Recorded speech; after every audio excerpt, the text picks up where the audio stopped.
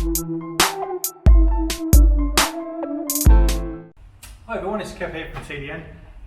Just going to do a review today on the new ice picks from Tequila Tools. These are products that Anson have designed and A1 are building. Okay, what's different between these and any other picks you have on the market? Well, let's go through some of the differences. Firstly, I think you can see this one back here. It's huge. What I'll do is I'll measure out the actual length of the working part itself, which is, on this particular one, is 98 centimetres. Moving down to the green here, this is 82. Then we have 67. This one here, 51. This one here is 37. And then the smallest one here is 21. You notice as well, as they thin up, as they get smaller, they get thinner as well. So we're starting off with the stock at the top here of this one. So we're looking at 13mm stock on the biggest one. Going down, next one down is 11mm. Then we have this one here, which is 9mm. Then we have 8mm. Then we have 6mm. And then last of all, we have 5mm. These tools are going to be used on aluminium, high strength steel, or working through sound pads. See the tips on these are nice and sharp, so it'll be great for all of those. So obviously if you're working on an aluminium bonnet, doing hail, you're going to need something with a lot of force. So having a longer tool that's slightly beefier is going to help you out from that end. So let's have a look at the tips now. We'll use this one in the middle here. So the way these have been bent here is quite nice. So the bend's on the front side here, leaving this back edge actually nice and smooth. So you could use the heel of this tool as well as the tip, or as well as even the sides, I suppose you could use.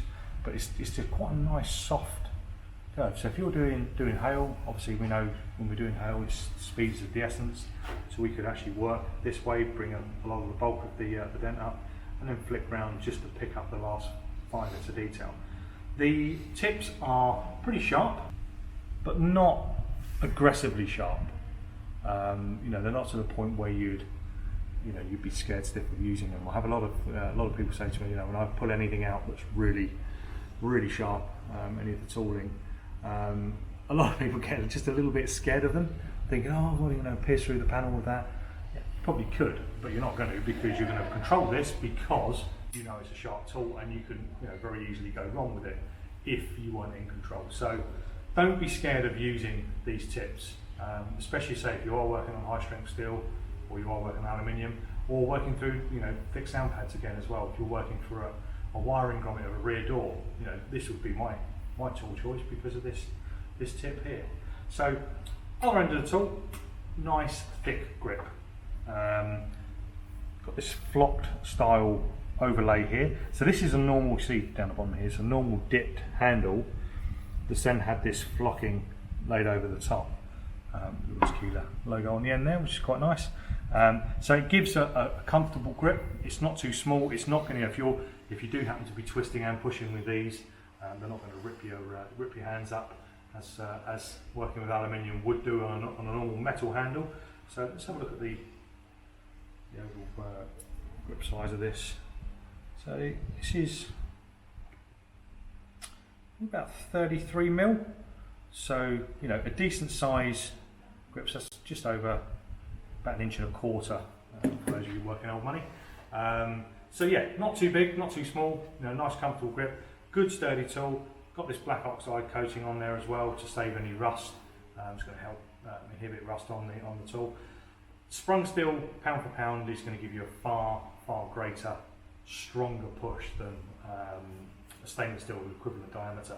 Hence why the Tequila line has been made in this sprung steel design. But say this black oxide is on there just to keep protecting the tool. It's going to need minimal upkeep. There may be a little bit of surface patina on there. It's not going to be rust as such, but it will just need a quick wiring down and an oiling every now and again if you've left it out in the rain or the tool's got damp. But other than that, I mean, great tool, nice set. If you have any further questions, please feel free to comment below and we'll try and get them answered for you. Please visit www.tdntools.com, or why not subscribe to our YouTube channel to see many more reviews like this of latest tools.